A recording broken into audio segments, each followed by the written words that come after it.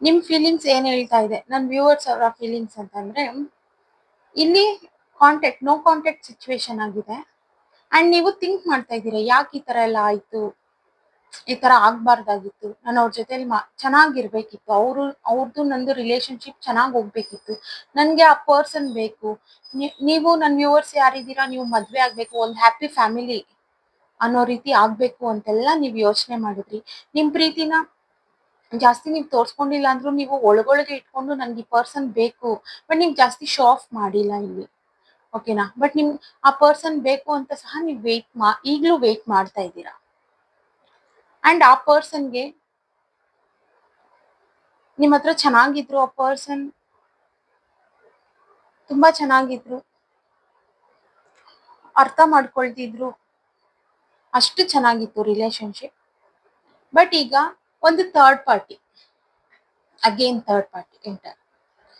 Third party ಬಂದ್ಮೇಲೆ ಅವರು ಈಗ ಡಿಸೈಡ್ ಮಾಡೋ ಲೆವೆಲ್ಗೆ ಬಂದ್ಬಿಟ್ಟಿದ್ದಾರೆ. ನಿಮ್ ಪರ್ಸನ್ ಫೀಲಿಂಗ್ಸ್ ಇದೆ ಏನಿದೆ ಅಂತಂದ್ರೆ, ನನ್ಗೆ ಒಂದು ಥರ್ಡ್ ಪಾರ್ಟಿನ ಅಥವಾ ಥರ್ಡ್ ಪಾರ್ಟಿನ ಸೆಲೆಕ್ಟ್ ಮಾಡ್ಕೊಂಡ್ಲಾ ಅಥವಾ ನಿಮ್ಮನ್ನ ಸೆಲೆಕ್ಟ್ ಮಾಡ್ಕೊಂಡ್ಲಾ ಅನ್ನೋ ಒಂದು ಕನ್ಫ್ಯೂಷನ್ಸ್ ತುಂಬಾ ಇದೆ. ಇಲ್ಲಿ ಥರ್ಡ್ ಪಾರ್ಟಿ ಅಂತಂದ್ರೆ ಅವ್ರ ಫ್ಯಾಮಿಲಿ, ಕೆರಿಯರ್, ವರ್ಕ್, ಅವ್ರ friends, colleagues, another romantic third party, ಯಾರು ಬೇಕಾದ್ರೂ ಆಗಿರ್ಬೋದು, ಓಕೆನಾ. ಬಟ್ ಇಲ್ಲಿ ಅವರು ಈಗ ಡಿಸೈಡ್ ಮಾಡ್ಬೇಕು, ಇನ್ನೂ ಡಿಸೈಡ್ ಮಾಡಿಲ್ಲ. ಆ ಡಿಸೈಡ್ ಮಾಡೋದಕ್ಕೇನೆ ನಿಮ್ ಪರ್ಸನ್ ವೇಟ್ ಮಾಡ್ತಾ ಇದ್ದಾರೆ. ಅವ್ರ ಫೀಲಿಂಗ್ಸ್ ಈಗ ನಡೀತಾ ಇದೆ. ಈ ತರ ಕ್ಲಾರಿಫೈ ಮಾಡೋಣ. Universe please clarify the cards. ಯಾರ ಲೈಫಲ್ಲಿ ಥರ್ಡ್ ಪಾರ್ಟಿ ಇಲ್ಲ ಅಂತ ತಿಳ್ಕೋಬೇಕು ಅಂತ ಅನ್ನಿಸ್ತಾ ಇದೆ ನನಗೆ.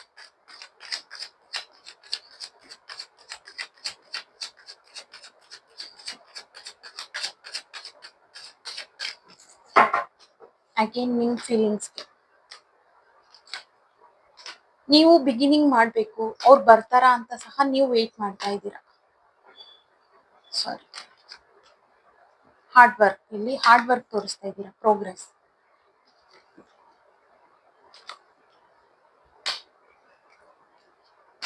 ಅಗೇನ್ ಥರ್ಡ್ ಪಾರ್ಟಿ ಕಾರ್ಡ್ ನೋಡಿ. ಆ ಪರ್ಸನ್ಗೆ ನಿಮ್ ಜೊತೆಲಿ ಬಂದು ಇಲ್ಲಿ ರಿಯೂನಿಯನ್ ಮಾಡ್ಬೇಕು ಅಂತ ಒಂದು ಫೀಲಿಂಗ್ಸ್ ತುಂಬಾ ಇದೆ.